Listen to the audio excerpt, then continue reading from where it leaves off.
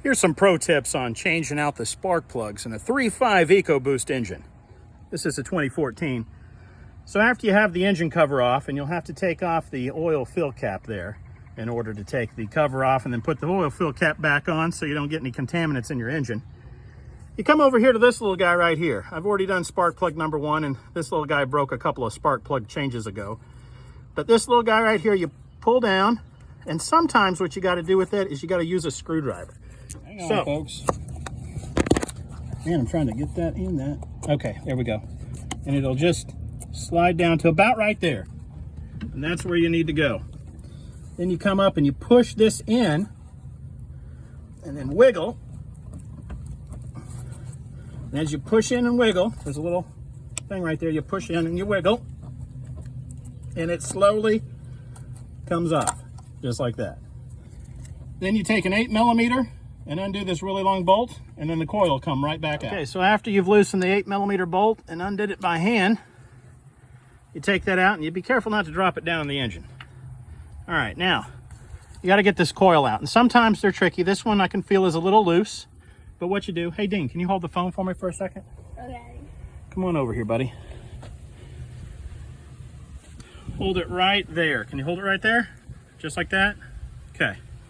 So what you do sometimes is you get a little screwdriver or pry bar, and gently, very gently is the key, kind of give it a little bit of oomph. There we go, I got it. Here, I'll take the camera back. Thank you, Dean.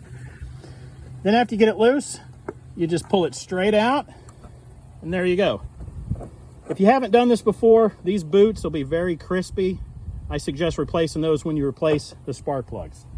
Another adaptation to use is on your wrench, have a swivel, wrap it with a little tape to avoid clanking, and that really helps get the spark plug out. So once you have it loose and out of the way here, the ratchet that is, you pull up slightly on it, and it'll pull up the plug right out of the head.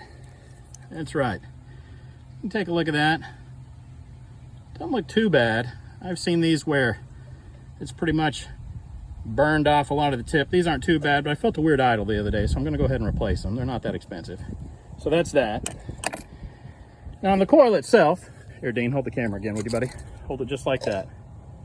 There we go. So on the coil itself, these guys, you just want to replace them. They're not that expensive. So to get this off, you basically give it a little pull here. It'll just pop right off.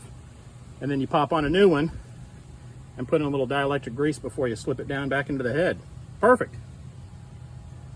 All right, now that we got our new boot on the end of the coil, good idea on the spark plug is to put a little bit of anti-seize on it. I mean, if you plan on keeping your vehicle and changing out the spark plugs again, anti-seize is the way to go. Then you slowly put it back down to the head, hand tighten it till you feel a little resistance, and then go in and torque it down the rest of the way. So after you got the spark plug in and tightened down with the wrench, you pull out your extension swivel and socket for it. Then grab your coil with the replaced boot on the end of it, and just very easily slide it back down the head.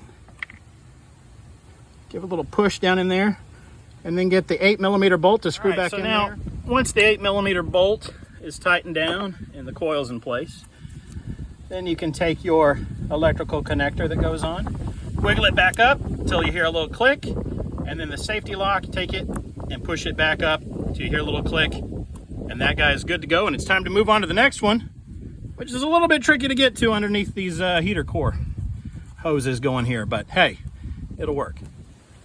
So when you're doing the driver's side bank of the spark plugs, fuel pump pressure regulator or something or other with the fuel system right here has a little electrical wire, it's going to be in your way. And to get that, there's a little spring-loaded thing on the bottom side, a little clip release that you grab. And it's really tight. You got to wiggle, wiggle, wiggle, and move it up and down and slide at the same time, but it will come off. Are you getting this, Dean? Here. Hangs down. I know, the dog got loose.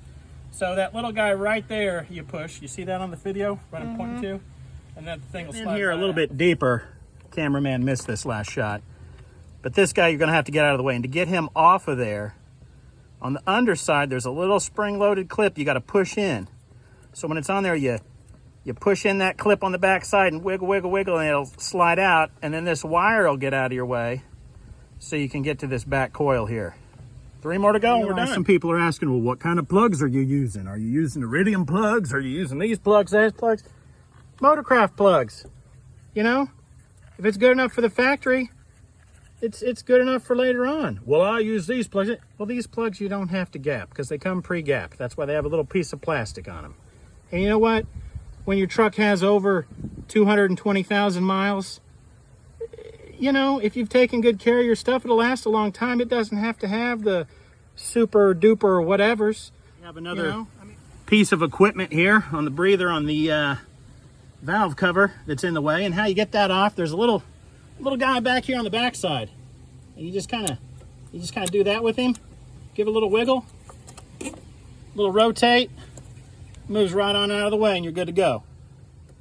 A lot of people say, oh, he didn't disconnect the negative on the battery. Well, I'm not sticking my hand in the fan. I'm not turning on the ignition and I'm not really touching anything. So who cares? Word to the wise on these guys right here. Sometimes they don't want to come off when you're pushing the button in and you got to shove them in a little bit more and then wiggle them out. Little pro tip there. And that's the last connection. Now we just need to button up the top cover and everything's good.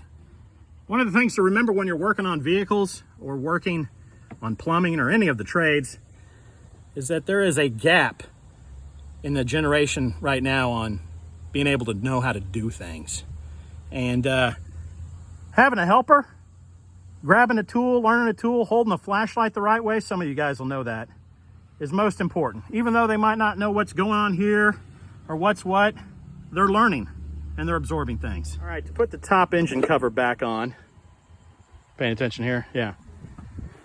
All right, it's not too bad. There's these little rollers right here, little plastic fitting things. And they go right in there to those hooks. So you kind of have to slide it down in, snap it, and then push it down. And in doing that, you'll also have to take off the oil fill cap over there and then put it back on because, you know, you got some tolerance issues right there. So I've got my helper taking watch, getting ready to start it up. That's right. 218, 206, folks. Started right up. Purring like a kitten.